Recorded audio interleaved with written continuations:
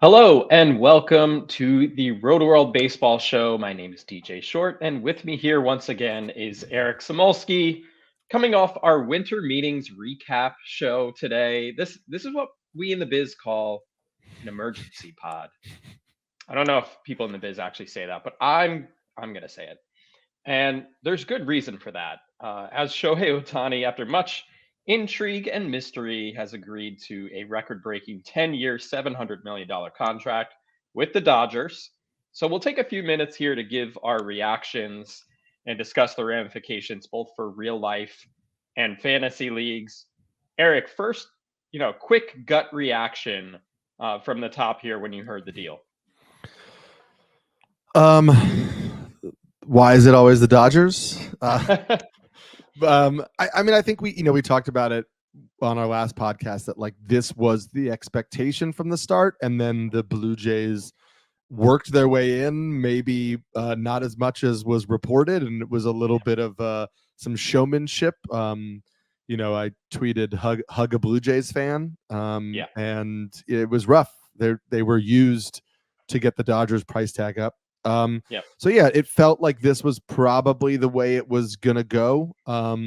And yeah, I mean, there's no excuses for the Dodgers now. I mean, the top four of this lineup is pretty good, and there's really no way to get around what they need to accomplish with them. Right. I tweeted something out earlier today from DraftKings Sportsbook. The Dodgers are now the World Series favorites at plus 550. I don't know if they've quite earned that yet, to be honest with you. We'll get into that in a little bit. But the other favorites, Braves plus 700, Yankees plus 900 after acquiring Juan Soto. They still have work to do to earn that too. Mm-hmm. Astros at plus 1,000, Rangers also plus 1,000, defending World Series champions, Phillies at plus 1,100, Blue Jays at plus 1,400. We'll get into a little bit later what they do from this point forward. But like you said, the Blue Jays worked themselves in the mix here, and I think surprised a lot of people. But they were legitimately in it. Ohtani visited the Blue Jays facility in Dunedin, Florida, so they were right there. They were a legitimate contender. Of course, it turned out to be false, but there was a supposed flight that Ohtani was on, a private jet, and then that the guy from Shark Tank was on there. I mean, that day will live in infamy on Twitter or X, and still shows you that X can be pretty darn fun when it's firing on all cylinders for sure. The Tyler O'Neill day was what that day will be known as. That's what it turned out to be. Yes, that's true. So Ohtani's deal is now the richest in all of professional sports. Mm-hmm. Not only beating out Mike Trout's previous major league record, which was 426.5 million, and now Ohtani's 700. Of course, Trout, his former teammate, will get in the Angels in a little bit too. Beating out Patrick Mahomes' contract with the Chiefs, which is 503 million, but also prominent soccer players, Messi, Ronaldo. So yeah, Ohtani is the highest paid athlete in the world, at least in total value here. Now, a lot of this contract with the Dodgers, or at least the expectation, is that it will be deferred. Mm-hmm. And it kind of has to be for luxury tax purposes for the Dodgers to compete moving forward and out of their roster without the luxury tax implications playing a part. And that's important for where the Dodgers see themselves now. I think the lineup is in pretty good shape at this point. I think it's safe to say, even with a lot of complementary pieces as you get down in the order. Gavin Lux will be back, which is a big help. But this rotation for the Dodgers, I kind of alluded to this a minute ago. There's work to do with this rotation. Bobby Miller, we have big expectations for. He's locked in. Walker Buehler coming back from Tommy John surgery. He's presumably locked in, although probably on an innings limit in 2024, you would think. Yeah. But beyond that, it's pretty iffy. Emmett Sheehan, Ryan Pepio. Sure. Not much beyond that at this point. No, and I think it was good for Buehler that he was reportedly would have returned at the end of last year if it wasn't a playoff situation. I mean, he was healthy enough to throw games, but they didn't. The minor league season had ended. They collectively decided that bringing him back to pitch in a playoff situation was not ideal. But that speaks to his health in a way that suggests that while they're probably going to be cautious of his innings, there's an expectation that it's not, we're not looking at like 90 to 100. We might be looking at like 130, 140, depending on how he's feeling, which is something significantly better. And then obviously Ohtani is not figuring into that for this upcoming year, but the money suggests that he is figuring into that in their future. I know a lot of people have joked about it being a lot of money to pay for a closer. I don't think that we're down that road yet. I know he's had 2 Tommy Johns. There are pitchers who have come back from that before. He may not pitch at the caliber that he was pitching at before, but if he's a good third starter for the Dodgers and hits the way he hits, he's still valuable for them. Absolutely. And yeah, I mean, I would just, we're not going to go into all the details of the money with people. There are lots of good articles out there breaking down the contract. I would encourage people, if they're interested, to read those articles. Jeff Passan has tweeted his out and whatever. But this is a contract that will probably, by all reports, be somewhere around $40 million per year for the first few years. So that $70 million a year figure is not really accurate when you're breaking down the present day value.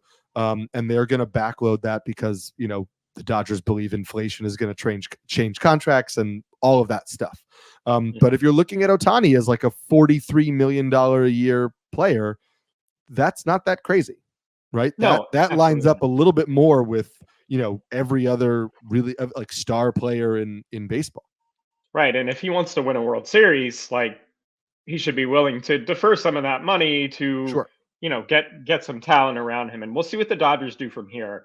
The free agent market, it's not lacking in impact arms, but also there's trade candidates: Tyler Glasnow, Dylan Cease, Corbin Burns. Free agency, of course, there's still Yoshinobu Yamamoto, Blake Snell, Jordan Montgomery, Lucas Giolito, Marcus Stroman. Another offseason or another overseas potential addition with Shota Imanaga coming over to the United States potentially. So there's lots of options out there. I do wonder with the Dodgers and Yamamoto, because there's been a lot of speculation over the past week, and of course, given his age, that he's only 25, Yamamoto, I'm talking about, that he could get 10 years and 300 million. Will the Dodgers be willing to go there with him now after spending on Ohtani? They apparently are. If you just look at numbers, you think, how is that possible? How is it possible to sign Ohtani and then sign somebody else who's going to make $300 million? If that contract again is spread out over 10 years and they, finagle the way it breaks up in the years, and then maybe he's making $26 million a year early on instead of, $30 million a year or whatever it is. There's probably a way that somebody smarter with finances than me can explain to you how it's going to happen.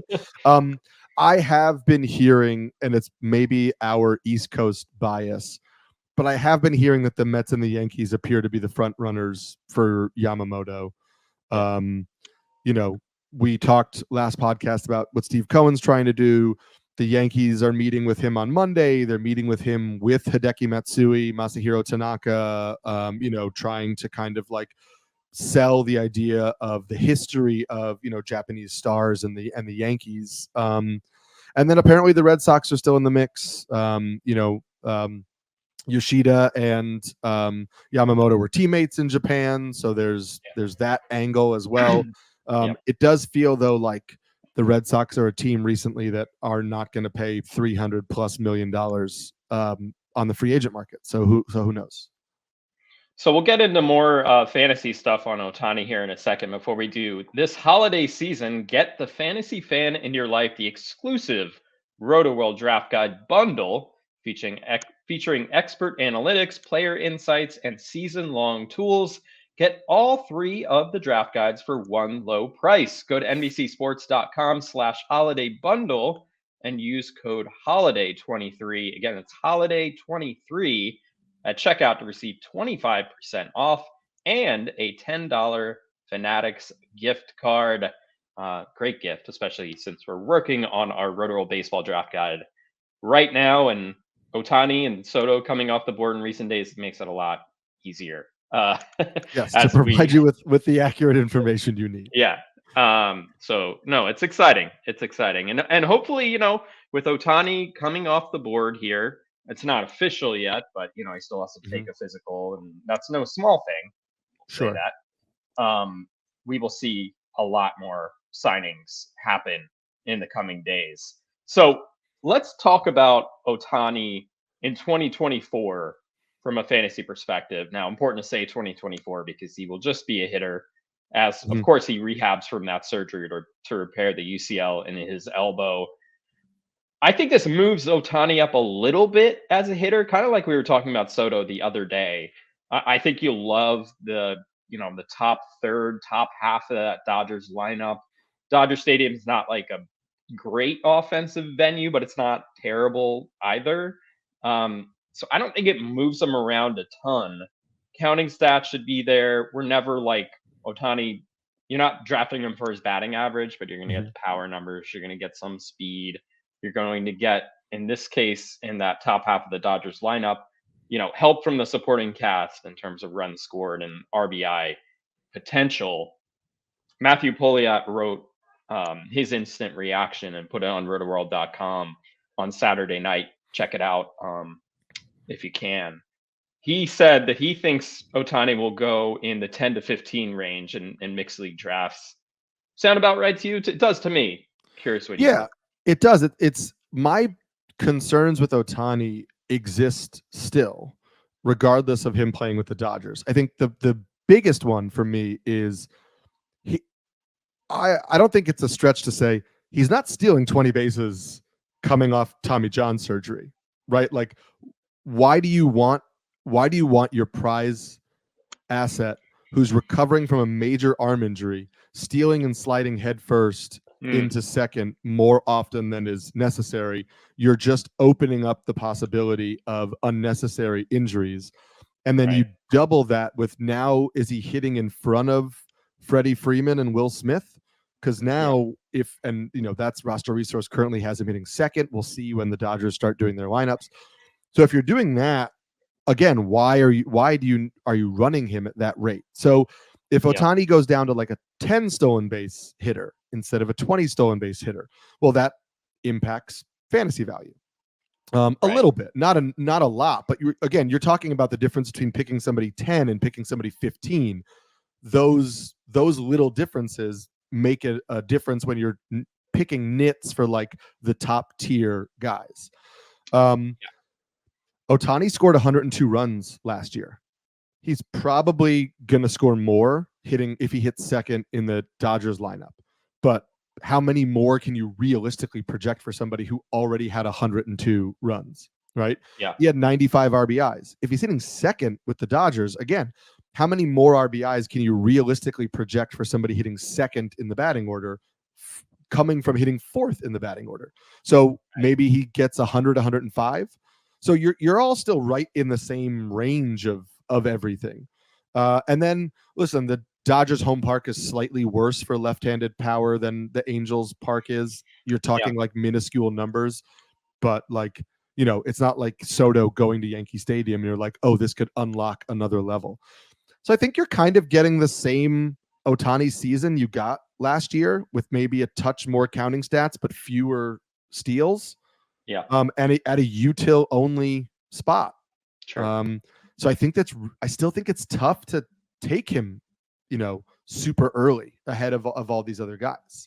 Yeah. I mean, he's going to fall in the same range as Juan Soto and Bryce Harper, Mm-hmm. uh, which is interesting. Harper, of course, now will be first base only, which I actually think makes him more interesting to me personally. But what's interesting about all of these guys, um, Soto, Otani, Harper, is like you're going to get kind of similar ish profiles in that you're getting the power, you're getting the RBIs, you're getting a little bit of speed. Like, I don't see a ton of separation between those guys.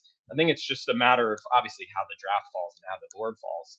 But if you had your preference of those three, which one would you take? At this point, I might lean Harper. Yeah. I wish he was outfield eligible because we talked about in the last podcast that I do think outfield thins out. So that kind of has me thinking like maybe Soto's making it closer than it would be normally, because getting that like rock solid outfield one guy I think is super valuable. But I think Harper is a great bet. And like, do you cross your fingers and say, just give me 10 games in the outfield, right? I mean, he's gonna be recovered. Like, just give me 10 games where they're like, oh, we'll throw him out there. The one thing I was thinking with Shohei is like, next year, Yordan Alvarez has outfield eligibility, right? Yordan Alvarez was always he's a util only, bat. And he has health concerns that are maybe more prominent than Ohtani because his are in his legs and, his knees, and they prevent him from playing a lot of games. But like, if you look at it from a pure hitter standpoint, talent-wise, Yordan Alvarez and Shohei Ohtani are both premier power hitters who have the ability to hit 40-plus home runs, drive in 110-plus, RBIs. Ohtani currently right now, the way rosters stand, has a better team context, will steal some bases, and probably score more runs. So he's probably more valuable. But lineup construction wise, you being able to put Yordan Alvarez in the outfield makes him more valuable. So I'm not saying you're taking Alvarez over Ohtani, but I'm saying like for me that range is maybe a little closer than like Bryce Harper Ohtani.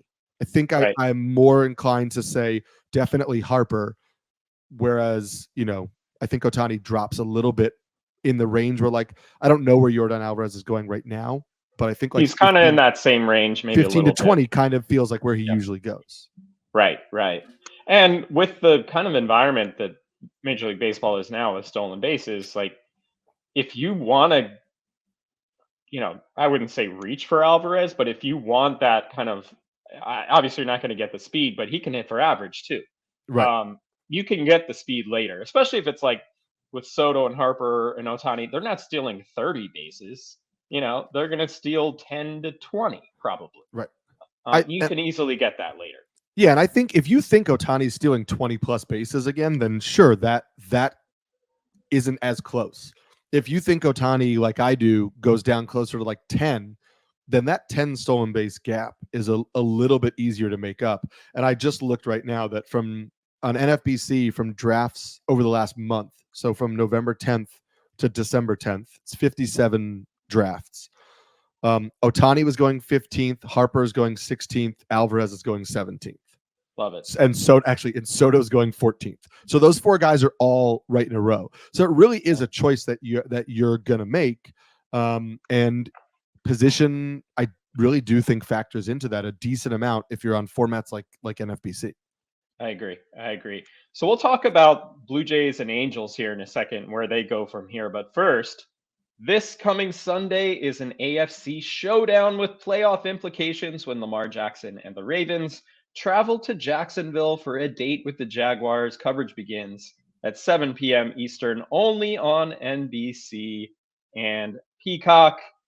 We're actually recording this on a football Sunday right now. I've had to close out my fantasy game tracker. I'm just trying to focus on baseball and my job, but as soon as we're done here, I'm turning it right back on like the sicko that I am.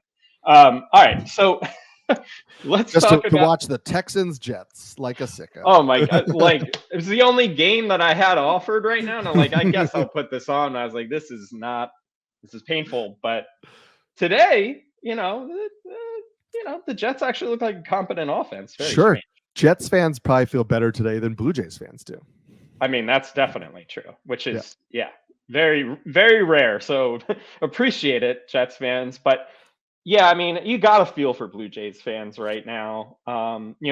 Friday afternoon, they were high on the horse. They were very excited, and rightfully so, with everything that's happening. But I feel like anything they do from here is a letdown.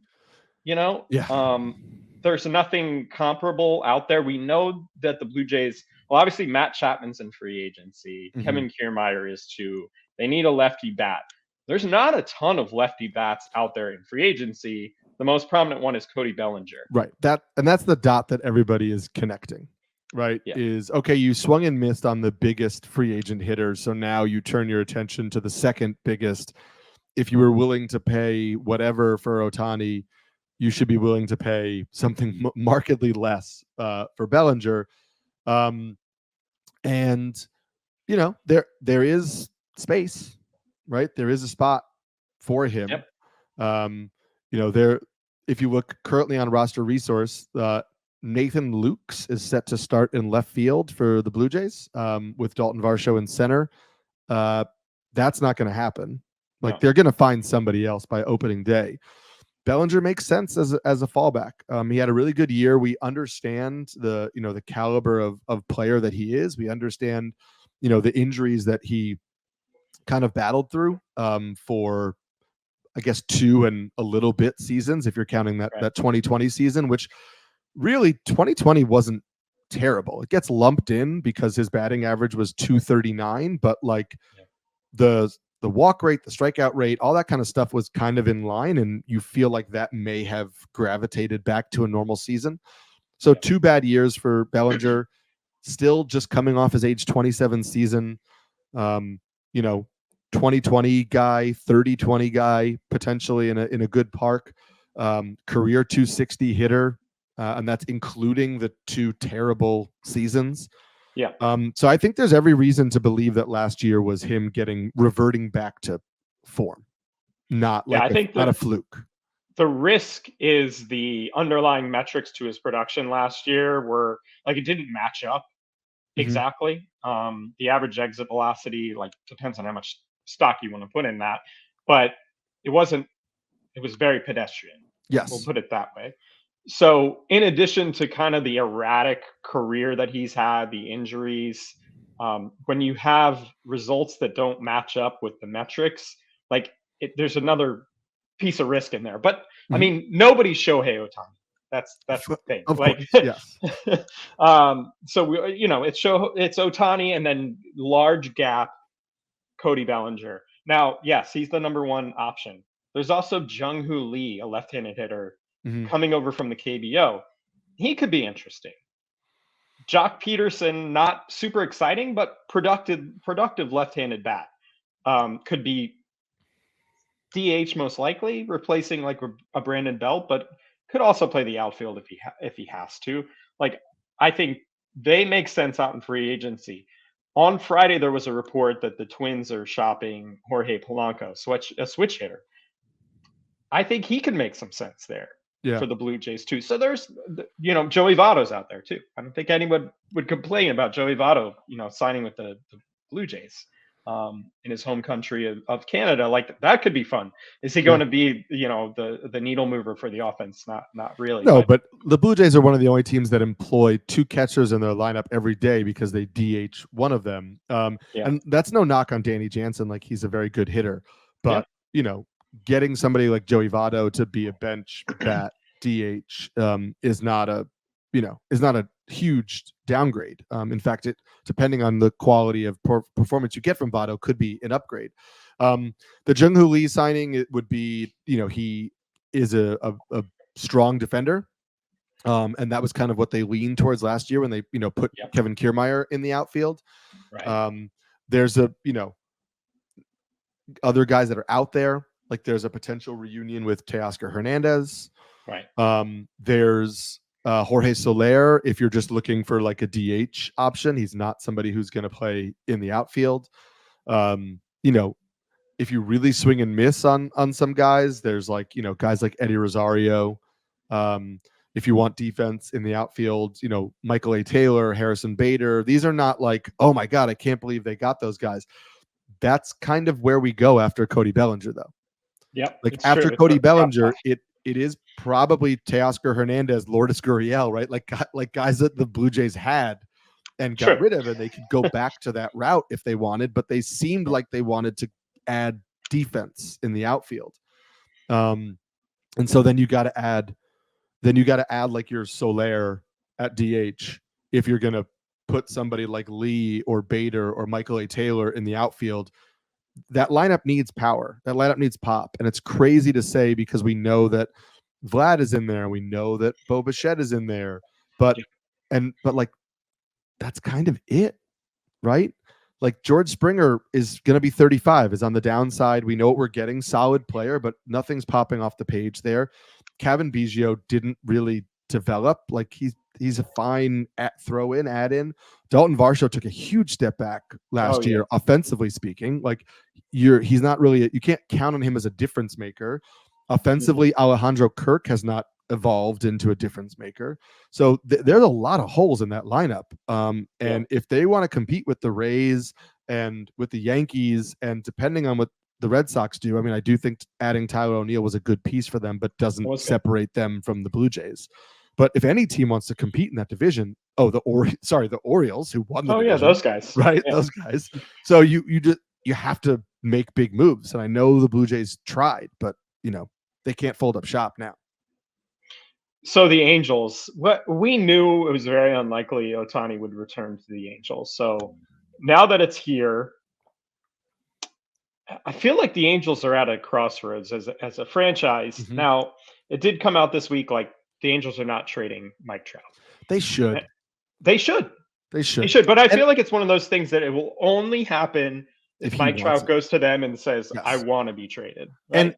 And they should, when I say they should, I don't just mean because they're a team that's not really going anywhere right now and they can get value from Mike Trout. I mean, they should, because that dude deserves to be on a playoff baseball team. Yeah. Good. He's going to be 33 next year. He's battled tons of injury issues. Like, we don't really know how many more seasons of Mike Trout we're going to get. We thought that when he had that heart issue come up a couple of years ago that we might have been done seeing Mike Trout play baseball. I just, like, that's what everybody's like, oh, Ohtani's probably going to play playoff baseball now, and that's great. Well, I want to see Mike Trout play playoff baseball for a good team. He deserves it. Baseball fans deserve it. He strikes me as a loyal enough dude that he's not going to go and broach the subject with them about it. But I would hope that the organization and the player are having open conversations. I think they owe it to him if they go into this season with a team that's not a clear contender to say, look, here's realistically where we need to recalibrate and look 2-3 years down the road. You're 33 years old. Do you want to be here for those 3 years, or would you like us to see what we can do? Because it would be great to see him somewhere else. I totally agree. I just obviously, the Angels could go out and sign 1 or 2 pitchers to, replace Ohtani in their rotation. They could do that. There's arms out there they can sign. But is it really going to matter? Like, I don't know if it's like just makes sense as an organization to spend that money on a team that just looks very flawed. Anthony Rendon, they're locked into that contract. It's like the outfield, like Joe Adell, like, is it ever going to happen for him? Right. Is Mickey Moniak like for real? Like there is some good young talent on this team. So I do find them somewhat intriguing, but I feel like the Angels would be better served, and that's not often I'm like, I want to see a team tank or whatever. But I feel like they would be better off, going into a multiple year rebuild. Yes. And like you said, doing Trout a favor, sending him to a team where he's well positioned to have the playoff run that we all think he should have. Their lineup is split almost directly down the middle with intriguing guys 25 years old and under and old dudes. Yep. Injury plagued old dudes. Right. I mean, Mike Trout, Taylor Ward isn't old. I mean, he's older for baseball terms because he'll be 31 next year, but he's not old. But Mike Trout, Taylor Ward, Anthony Rendon, Brandon Drury are all going to be 31 or older. With the exception of Brandon Drury, they've all battled, some injuries. And then Luis Rengifo kind of straddles that middle as a 27-year-old who's like not a prospect, but, just kind of a solid player.